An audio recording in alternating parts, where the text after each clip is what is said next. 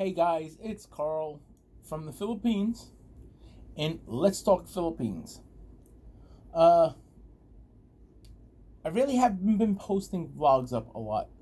Maybe I'm doing one a week, if that many. If that, I should say, if that often. Um, it's just been really hectic right now.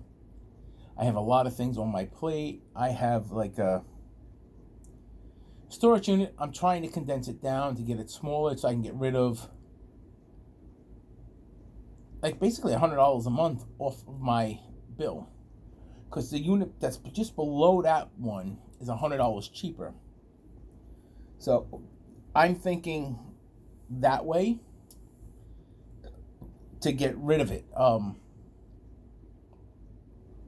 Saving $100 a month, that's a lot of money. So also, I have, I got to start getting some stuff shipped down. So, one, I really need to go through the storage unit to start boxing stuff up, as in stuff I'm going to take down there and bring, and stuff that I'm going to get rid of. If I can go through one or two boxes every time I get there, it'll condense a lot down. So I have that I have to do. I have like clothing I gotta ship down. So I think my overall goal right now is to try to ship, because I get paid every 2 weeks from my job, is to send down at least one box every 2 weeks to the Philippines. I think that'll get it down there. It'll be slowly but surely get it down there. Also, my other thing that has been on my mind is I was talking to the wife, and I don't think we're buying a house when I'm down there. I've kind of been like doing some research online, and I've kind of been watching some vlogs from a bunch of other Filipinos and expats that are married to Filipinas and stuff, and it seems like it'd be cheaper for me to actually, sorry, I scratched off something on my lip, to buy property and build a house.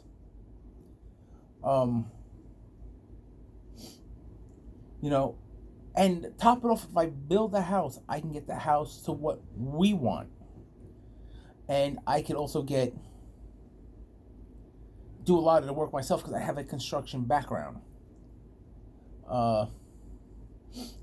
That's the other good, that's the other good part about it. Coming from a construction background, I can legitimately sit there, and if it needs to clear the land, I can rent a bulldozer or backhoe, and I can legitimately do that myself, because I have operating engineer's experience. I also have experience doing carpentry, painting, electrical, plumbing. The only thing that I'm a little worried about doing is laying concrete down. I'm not very experienced in that. And if I lay a floor down, I want it flat. I could do tiling. That's not a problem. So yeah, these are like a couple of things. This is just some things I was thinking. And the wife is kind of more into doing the building of a house as well, because I think in the long run we both get what we want. She gets the house she wants, I get the house I want. Plus, if I buy a lot that's big enough, I also get my little bit, as I call it, my little farm.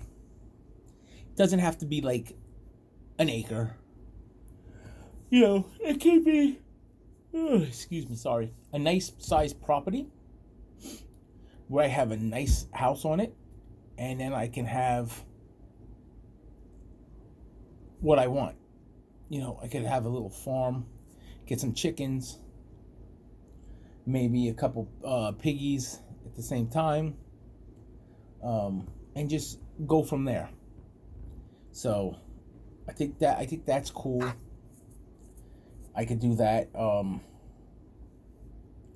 There's a lot of things that in my head that I've been thinking about that I can. I don't know, dude. It's just call me the yawner. I think I think it'll be good to do. We were looking at some places online. She actually asked me where I wanted to live. Do I want to live over where she is now, which is, like I said, is kind of suburby city-ish, more like a Queens, New York, or even I would say more like a Queens, Brooklyn-ish. Where you have some places that are like it's all cement and houses boom boom boom right next to each other, and then you have somewhere there. You got the grass and all that stuff around it. So,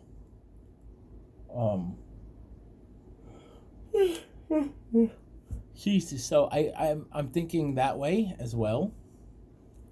I actually was thinking about going to Bahal area. I just want to actually, to be honest with you, I want to kind of stay out of what they call the expat area. Because the expat area, or, if you're not familiar with the term expat, where the foreigners tend to stay, prices tend to be a little more elevated. When you're talking for like an American dollar, you're getting 50 of their pesos, and a lot of these guys work for only and I think this is actually kind of high if I remember right, working for $10 a day. Because $10 would be 500 pesos, and I don't think they even get that. Some of them, we're talking, we're talking big money. Just out of curiosity, if I was there and I'm making, say, $500 because I'm working for a company here, times 50, that's 25,000 pesos a week. Now, just using a number for the average, U.S. salary, saying it's say you're making 50,000 a year times 50, you're talking 2.5 million pesos. Because I was reading a guideline, you're considered upper class, not wealthy, but upper class. And for example, a couple of the expats I know that live in these like expat areas, they pay 20,000 pesos a month for their apartment times 12. It's only $240,000. 240,000 pesos. So if you were to minus, that from it, 240, you're still talking 2,260,000 pesos that you're making. So yeah, you're not gonna mind spending 20,000 a month there. You're gonna be living,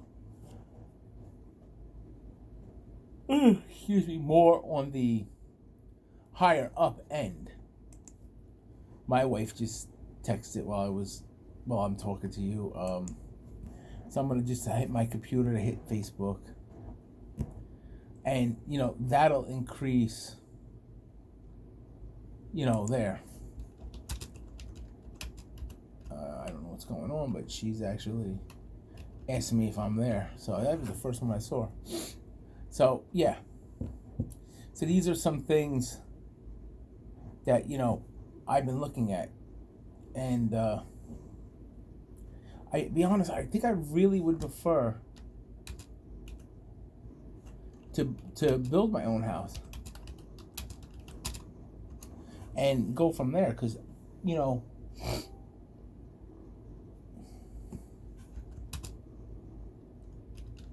doing a vlog, yeah,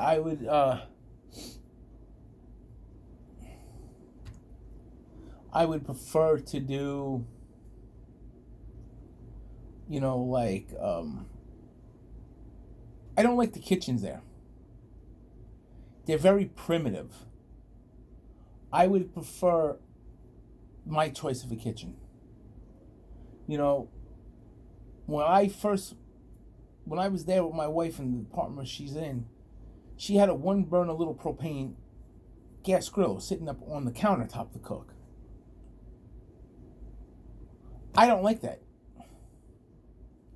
So we went out, and the two major things I bought for her in the kitchen was I bought her a stovetop which had 4 burners and an oven.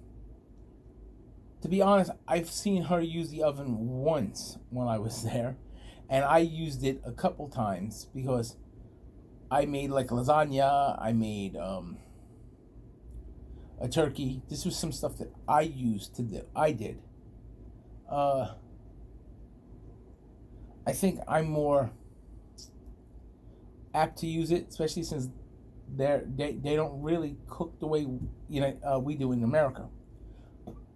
And the other big thing I bought, they don't have majority of the houses don't have refrigerators. So I bought, it's not big, it's a small refrigerator. I'm not going to say it's a refrigerator you put in a dorm, but it's, to be honest, it's bigger, but it's not really much bigger. So I bought that for her, and I think those are like definitely things you need in a kitchen. So we'll figure, if we can figure everything out, probably just to buy a lot and build. I think that would be the most ideal thing to do. Also, like I said, I do got to get my storage unit cleaned out. The wife wants a lot of my stuff down there, like appliances that I have. I have small kitchen appliances. So, I'm going to work on that. So, I think I'm going to call it a night with the vlog today. So, for now, I'm going to just tell you guys good night. And I will talk to you all later. And all I want to tell you is please like, subscribe, hit the little bell button, and please share me. Share me with your friends, and be safe. Have a great night. Talk to y'all later.